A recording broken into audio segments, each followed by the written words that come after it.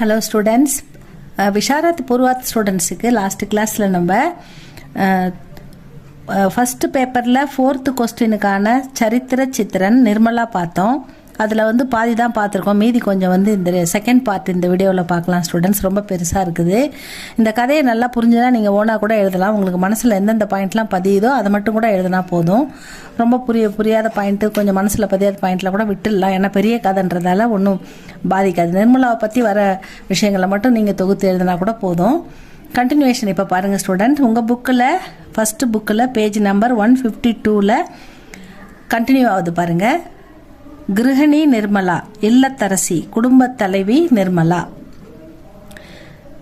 கிருஹிணின்னா கிருஹன்னா வீடு, கிருஹிணி நிர்மலானா இல்லத்தரசி, குடும்பத் தலைவி. மன்சாராம் கி மிருத்யு கே காரன், மன்சாராம் ஹாஸ்டலில் போடுற அவங்க அப்பா சந்தேகப்பட்டு நிர்மலாவையும் மன்சாராமையும் சந்தேகப்படுறதால 2 பேரும் பிரிக்கணும் அப்படின்னு நினச்சி அவனை ஹாஸ்டலில் போடுவார். அந்த குழந்தை மனசு ரொம்ப கஷ்டப்படுவான். அப்பா நம்மளை இப்படி அசிங்கமாக சந்தேகப்பட்டாரேன்னு நினச்சி அவனுக்கு உடம்பு சரியில்லாத போயிடும். அவன் நிர்மலா ரத்தம் கொடுப்பா. அப்படியே அந்த குழந்தை அவன் காப்பாற்ற முடியாமல் இறந்து போயிடுவான்.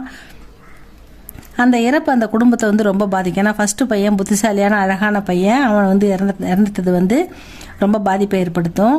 மன்சாராம் கி மிருத்யு, அவன் இறந்தது கே காரன் தோத்தாராம் கா தில் டூட் ஜாத்தாக, அவருடைய மனம் இப்போ உடஞ்சி போச்சு அப்படின்றாங்க. இவர் தான் சந்தேகப்பட்டு அவனை கொன்னுட்ட மாதிரி ஆகுது இப்போ. ஏன்னா இப்போ மனசு உடஞ்சி என்ன பண்ணுறது, முதல்ல யோசிக்காம இப்போ மனசு உடஞ்சி போச்சு அவருக்கு.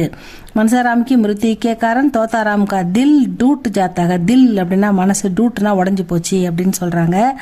உன்கி ஆம்தனி, அதனால் அவர் மனசு உடஞ்சி கவலைப்பட்டதால் அவர் வேலையை சரியாக பார்க்க முடியல அவரால். அதனால் ஆம்தனி அப்படின்னா வருமானம், இன்கம், குடும்ப வருமானம். கம் ஹோத்திக, கம்மி ஆயிடுச்சு. அவரால் மனசு ஒருமைப்பட்டு அவர் வக்கீல் தொழிலை ஒழுங்காக பார்க்க முடியாதால வருமானம் கம்மி ஆயிடுது அவருக்கு. இது ஆம்தனி கம் ஹோத்திக, வே கம் ருப்பியஹி லாத்தேக, மிக குறைவான வருமானம் தான் அவர் லானா கொண்டு வர்றது, ருப்பியன்னா பணம், ருப்பியன்னா கம்மியான பணம் கொண்டு வர்றார் வீட்டுக்கு.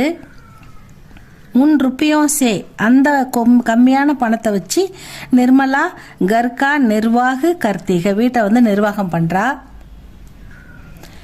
இந்த நிலைமையில வீடு கஷ்டத்தில் இருக்கும்போது ஜியாராம் 2வது பையன் அவன் கொஞ்சம் தவறான பாதைக்கெல்லாம் போயிடுவான். அதனால் அவன் என்ன பண்ணுவான், வீட்டில் நிர்மலாவோட நகையை திருடிடுவான்.